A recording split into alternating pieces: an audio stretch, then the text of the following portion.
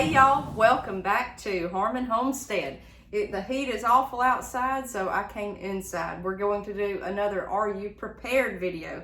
The response from the last two has been amazing. Like I told you, I'm not covering every topic. I'm just kind of hitting the highlights. But today, I've got a pretty good bit of stuff here. So, the topic for today, hard times. Y'all ever heard of that? We all go through it, or either we all know about the worst hard times there ever was in America, the Great Depression. So it's always good to be prepared for something like that. Now, let me say before we get too far in depth, we live on this homestead like it's continuous hard times.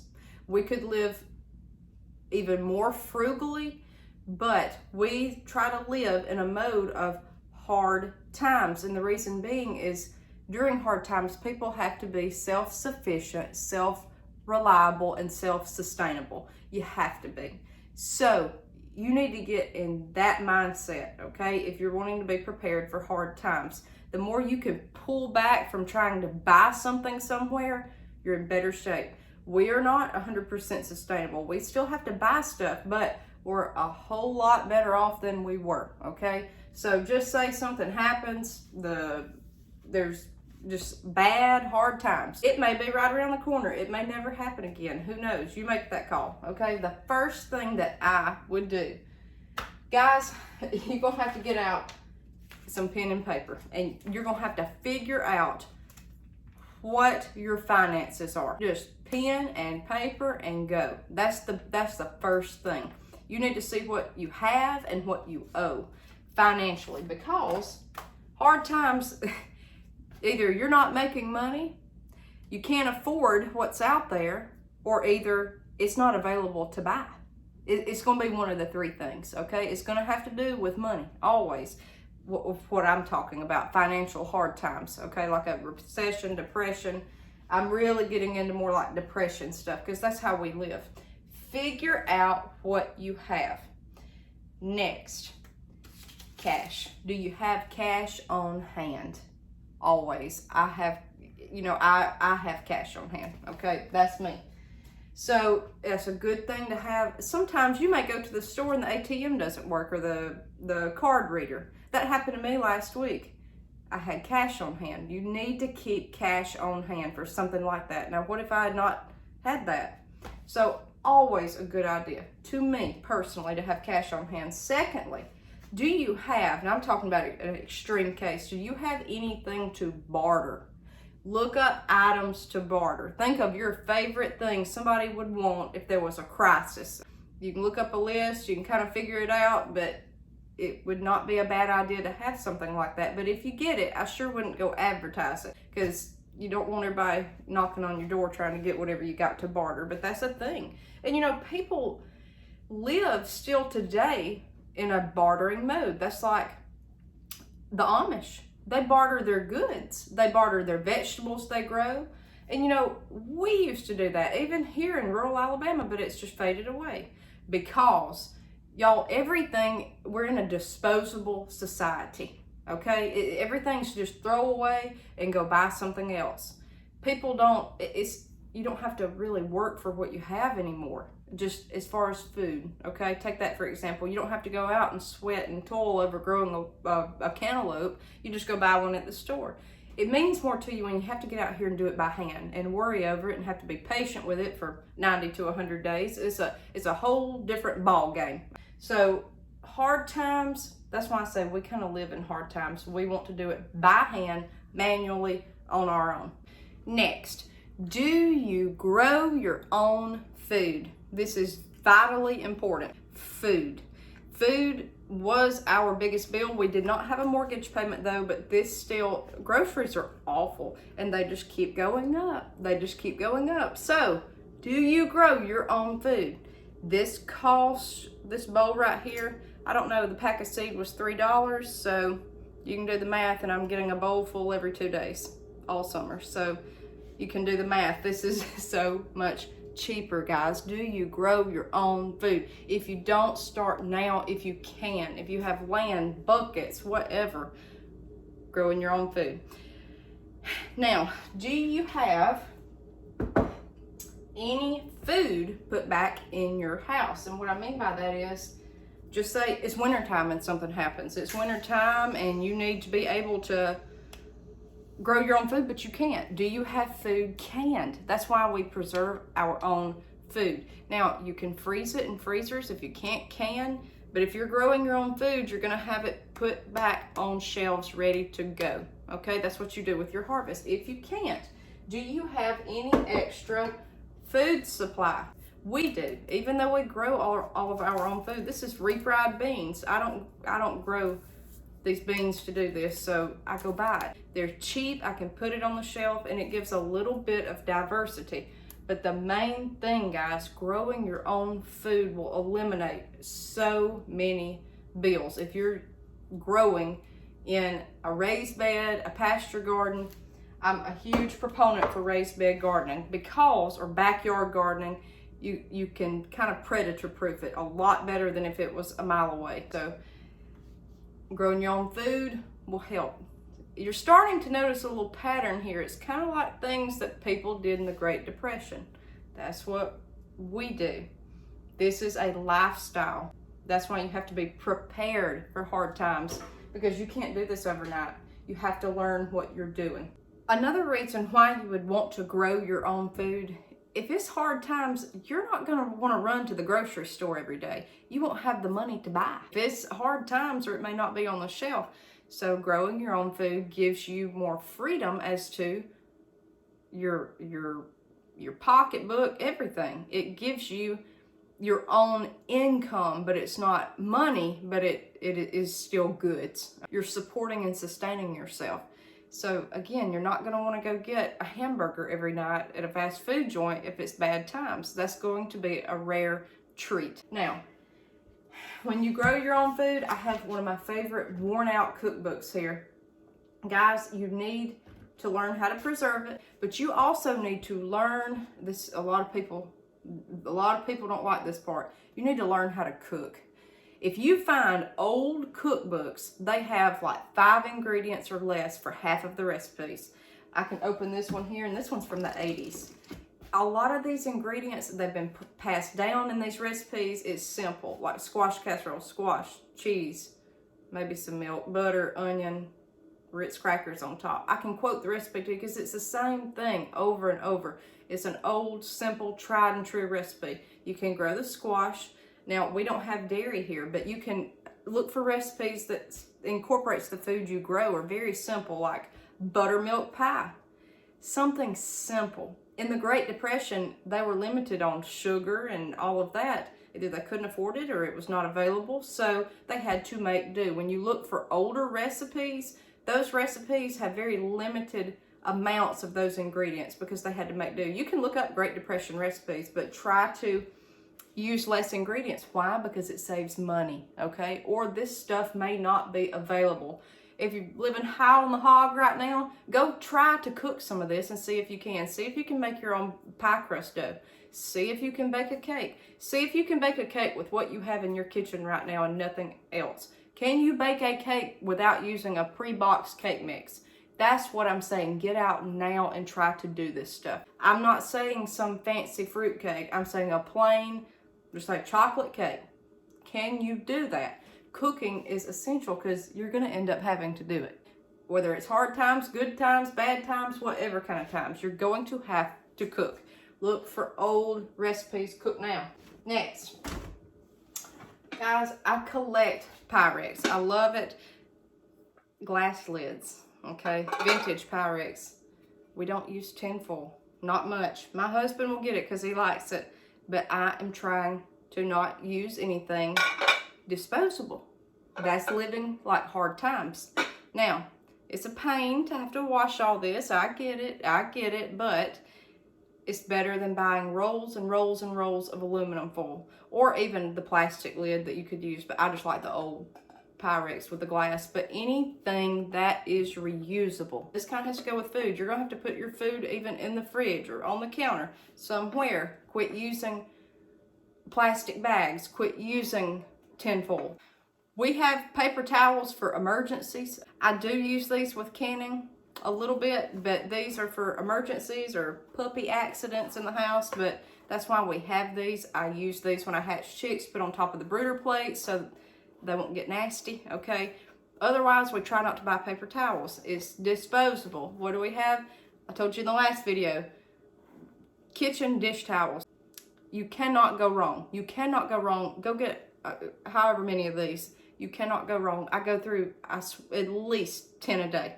So you want to limit, just chunk, anything like that that is disposable. You want to quit buying it, okay? Don't chunk it if you have it, use it up, but then don't buy it anymore. Because just think, if you don't have the cash to buy that, or if you had $5 to your name, would you attempt to buy, I guess, 2 rolls of paper towels, or would you buy something to eat? You would probably buy something to eat, or either put gas in your car. You would do something like that instead of paper towels.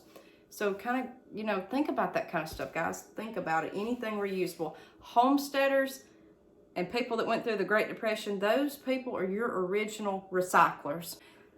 Try to see, now I'm not a great recycler, but try to look at what you can compost and recycle, and I want you to see how much you go through. The paper in one old bin or Folgers coffee can, put food scraps in another, and then whatever in the other. And I want you to see how much you go through, how much you fill those bins up, and how much you put in the trash, like aluminum foil that cannot be put in there. I want you to see that.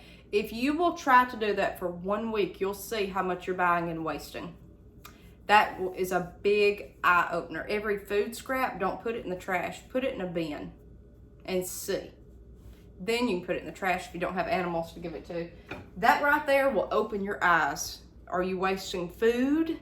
Are you not eating food? If you're not eating leftover, we eat leftovers. I will cook, and then we eat leftovers the next night, and then I'll cook again. I cook every 2 nights. Now, my husband has a spread. He will have a spread to eat, but I am not going to cook every night. It's wasteful if there's still enough food. If you got your pan heated up and just say you're frying fish, okay? I fried catfish last night. If I'm frying fish, then I'm gonna fry enough for 2 nights instead of wasting that oil, or either turning the heat off, turning it back on tonight, frying more. Do it all at once. Cook it once, put it in the fridge, eat it tonight. And it saves you time because you don't have to stand there and cook, okay? Living in hard times. It is a simple mentality you just have to get used to. Have to get used to it, and then it's a way of life. All right, next, this is one of my favorite things. Look at this. This is an iron. This is cast iron. I love cast iron. You can cook with it in the kitchen. You can cook with it outside on an open fire. You can, whatever. It will last forever. It's well taken care of. I mean, it'll get a crack eventually, but this is, I don't know how old. I got it for, I think, $1 at an estate sale. Now, would it be my priority if we were without power and everything else to be trying to iron something? No, but I think it's kind of neat, and it was $1, but still, it can be used. It can. Now, you would have to be careful up here because cast iron heats up, but this is what people used before they had plug-in irons. You need to sit and think about how much we use that depends on power or you throw away today. And think about society as it was and hard times. Now, even in the Depression, they had electricity and plug-in irons, so think about this, how old this is. I mean, really. You get into all that kind of stuff, and it is something to think about, and how really wasteful this society is. We've got it made, guys. We've got it made. Okay, next. Do you have any kind of skill? This is terrible. I know this, okay? It's little quilt squares I've been making. These are from scraps of fabric that I had, and that is painful to do. This is by hand. All you need is a needle, thread, and scissors, and a fabric scrap. You can mend clothes instead of throwing them away. Mend them, sew them back up, or sew a patch on it. Anything, okay? Make a quilt with any scrap of fabric that you may have. It's gonna be tough, especially by hand. It'll take forever, but it will work. Can you thread a needle? Can you mend something? Especially for us girls, something like this is great to do in the wintertime when there's nothing to do outside. I mean, it's great. I like stuff like that, but it's a skill that will help, and it saves money. We're not having to go buy, I hardly ever buy clothes. If I do, it's on clearance anywhere, but you don't have to buy certain things. If they tear up, fix it. All right, do you have skills? I'm just holding a tape measure here. Do you have skills? Do you have carpentry skills? Do you have welding skills? Do you have plumbing skills? Do you have electrical skills? Do you have anything like that that you can fix at home without having to call someone if something tears up all the time? Can you fix stuff?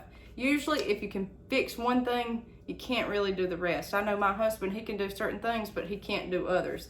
Electricity, that's something, unless you know what you're doing, I wouldn't be messing with, okay? It's dangerous, but just simple skills that, you know, you can pick up, just like building a shelf. Can you build a shelf?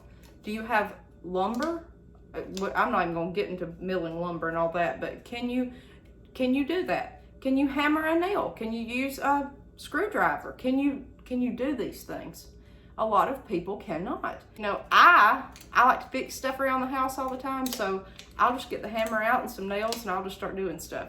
My husband will come home, he always says he walks into a new house every month, but that's because I've gotten used to doing it, because I had to do it on my own for so long, I just go do. So get used to being independent, self-sufficient, self-sustainable, self-reliable skills. And guess what? That may help you if something does happen, because someone may need you to come do something for them. They may need you to come fix something. They may need to do something else. You might get supper in return, or you might get something else bartered. It's great to have a skill to trade out if it's really hard times. They'll know who to call if they know, well, David McGee is a great plumber. They know to call David. They know David will come fix it. And if you know David, David might help you out and do it a little cheaper. You see what I'm saying? It's great to have skills where you can fix your own stuff without calling someone. If you know what you're doing, feel confident and don't mess with electricity, okay? Unless you know what you're doing. All right? Livestock. Do you have anything that can provide something back to you? I'm holding some eggs here. Guys, that's the whole point of animals. If you're trying to really homestead with them, you can have them as pets, but otherwise they're here and they've got a job. They're providing protein for us, eggs or meat, whatever. They're here for that. Now, if hard times struck, and it may be, you know, sooner than we think with this grain deal, I don't know, corn, grain, all of this is in 11-way chicken scratch. You go buy that for them, okay? Guys, I've shown you videos, even including yesterday, about Backyard Poultry 101. You saw the chickens running in my yard. Since the beginning of time, there was not chicken feed. They can survive out in the grass. If something happened and I couldn't feed them again, these chickens would survive, okay? They get bugs, they get grass, they get grit. That's like people buy grit. You don't even have to do that free ranging. You don't need to do that free ranging to help their crops. That's getting into the chicken world, but they get all of this naturally. That's how they were intended to be. So you wouldn't have to go buy feed. It wouldn't be optimal, probably wouldn't get as many eggs, but they can do just fine throughout all these years. Chickens ran around untamed. Something happened and I couldn't buy feed, they'd still keep doing what they're doing, because this is our lifestyle. We're living like hard times. They free range. I supplement. That cuts down my feed bill. By letting them run through these woods and everywhere else, they love it. They keep down weeds in the yard. They keep the grass kind of trimmed. I mean, I have a lot of chickens though. They eat food scraps. If you're growing your own food, take the scraps to them. Cucumber ends, tomato tops and bottoms. I mean, everything I can. You're gonna have to peel, slice something, put it in a bowl. I take it in a huge Pyrex bowl and I just dump it to them in the grass, in the yard. It's gone in an hour. They devour it.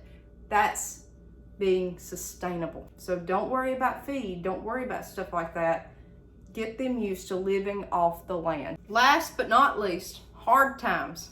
People get, I say cabin fever. They go stir crazy if you can't go to the movies. Let's say don't have internet, can't get on the cell phone, can't afford a cell phone, can't whatever. You're sitting here stir crazy. I'm gonna show you a few things that we like to do for entertainment around here, okay? You always need a little entertainment thrown in. Guys, we love playing cards. Me and my husband will sit and play gin rummy with each other all night long. We love playing cards. That and Scrabble, any kind of board game, we like. It's just fun, we like it. Books, books, books. I cannot recommend books enough. Have books, have DIY books. Just like I said, carpentry, get you some books on that, or watch videos on YouTube, do whatever. Books in print, tangible. That's what I like. And if you're interested in stuff like this, let me tell you, I have been reading books on top of books on top of books the past 2 weeks about the Great Depression and hard times. I'm immersing myself in this right now, and it's showing me how they lived, what they did, how they overcame it, the obstacles they faced. Anything you're interested in like that, it takes you into another world. It enhances you, it enriches you. Books, books, books. Last but not least, pull this out right here. That's my banjo. I think I've played this in 1 or 2 videos before. Guys, a musical instrument is very expensive. Now, a lot of people will pass them down from person to person in the family. If you do, then you're very blessed. We had to buy this, okay? I'm no pro banjo player, but I love it, and this is time consuming. Gives you something to do, gives you a little break. It's just not turning on the TV. Don't have to pay for cable, okay? Don't have to, now we do have cable, but if you didn't have cable, didn't have a phone, didn't have whatever, sit here and play an instrument. That's what it's all about. People in the Great Depression played musical instruments. They were very involved with religion. They went to church. They stayed with the family. They told stories. Storytelling was huge. That's what they had. That's what they had to do. They had no other means of really entertainment. They'd have quilting parties. They'd have whatever. So, guys, try to think in that mentality if you want to be prepared. Now, I'm not saying go out and buy a banjo for hard times, but I'm saying if you got something like that around the house, that's just something to use. This is really not anything you go buy. This is not anything you go out and buy as far as prep items. That's not what this video is about. This is how to prepare your house. Really, what you're doing to prepare for hard times is quit spending money. That's the main thing. Quit buying, quit taking, quit bringing stuff home. Stop that. You want to be sustainable. Grow what you can. See how long you can go without going to the store. See how little you can pay going to the store. Pretend the store is not there. What are you going to do? Use what's in your kitchen. See what you've got. See if you can do that. This is a lifestyle change. The main thing is quit spending money. And you need to think, if you're going to prepare for this, pretend you don't have any money, or either you can't afford what's there, or it's not there on the shelf to buy if you do have the money. It's going to be one of those 3 things, in my opinion. Okay, that's just my opinion. You need to prepare for something like that. Learn skills. Back off being dependent on someone.